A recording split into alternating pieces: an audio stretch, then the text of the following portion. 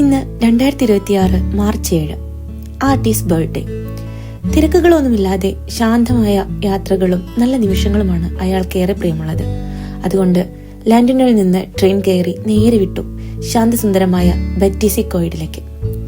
യാത്രയിലുടനീളം മനോഹരമായ കാഴ്ചകൾ പ്രകൃതിയാൽ ഒരുക്കി ആ കൊച്ചു ഗ്രാമം ഞങ്ങളെ സ്വാഗതം ചെയ്തു. 1868 നിർമ്മിക്കപ്പെട്ട ഈ റെയിൽവേ സ്റ്റേഷൻ ഇന്നും പഴമയുടെ സൗന്ദര്യം നിലനിർത്തുന്നുണ്ട്. ഒരു പഴയകാല എണ്ണചിത്രം പോലെ. നല്ല രുചിയുള്ള ഒരു ഐസ്ക്രീം എല്ലാം കഴിച്ച് ഗ്രാമഭംഗിയിലേക്ക് മെല്ലെ കടന്നു. കാട്ടിലെ പ്രാർത്ഥനാ മന്ദിരം എന്നാണ് ഈ സ്ഥലത്തിന്റെ പേരിനർത്ഥം. 1800കളിൽ ചിത്രകാരന്മാരുടെ പ്രധാന താവളമായിരുന്നു ഈ ഗ്രാമം. കലാകാരന്മാരെ പിടിച്ചിരുത്തുന്ന ഒരു വശ്യത ഈ ഇടത്തിനുണ്ട്. പോയിന്റി പിയർ പാലത്തിലൂടെ നടന്നു നീങ്ങുമ്പോൾ 550 വർഷത്തോളം പഴക്കമുള്ള ഈ പാലത്തിലൂടെ എത്ര പേരിങ്ങനെ നടന്നുപോയി കാണുമെന്ന് ഓർത്തു. ഈ നദിയെ ഇങ്ങനെ നോക്കി നിന്ന് എത്ര പേര് ഈ കുളിരിനെ ആസ്വദിച്ചു കാണും. നദി ഒഴുകുന്ന ശബ്ദമെല്ലാം കേട്ട് അവിടെ ഇരുന്നാണ് ഞങ്ങൾ സ്നാക്സ് കഴിച്ചത്. ഭാനുട്ടിയുടെ കൂടെ അവിടെ ഓടിക്കളിച്ചതായിരുന്നു ഇന്നത്തെ ഏറ്റവും വലിയ സന്തോഷം.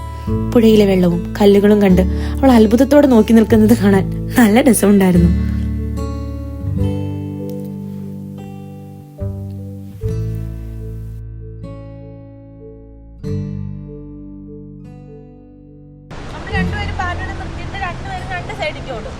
അപ്പൊ ഭാനു ആരുടെ കൂടെ ഓടി വരുന്നത് നോക്കണം.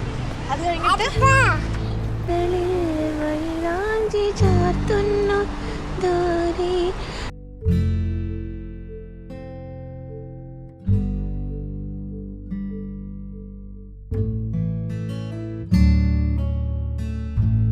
തിരിച്ചു പോകുന്നതിന് മുൻപ് പുഴയിലെ കാഴ്ചകളിലേക്ക് ബാൽക്കണി ഒരുക്കി വെച്ച ഒരു കഫേ കണ്ടു. അവിടെ ഇരുന്ന് ചൂടായി ഒരു കോഫി എല്ലാം കുടിച്ചു. വളരെ സ്വസ്ഥമായ ഒരു അന്തരീക്ഷം. നേരമായപ്പോൾ ഞങ്ങൾ വീണ്ടും സ്റ്റേഷനിലെത്തി. നല്ലൊരു പിറന്നാൾ ദിനത്തിന്റെ ഓർമ്മകളുമായി ഞങ്ങൾ തിരിച്ചു കയറി.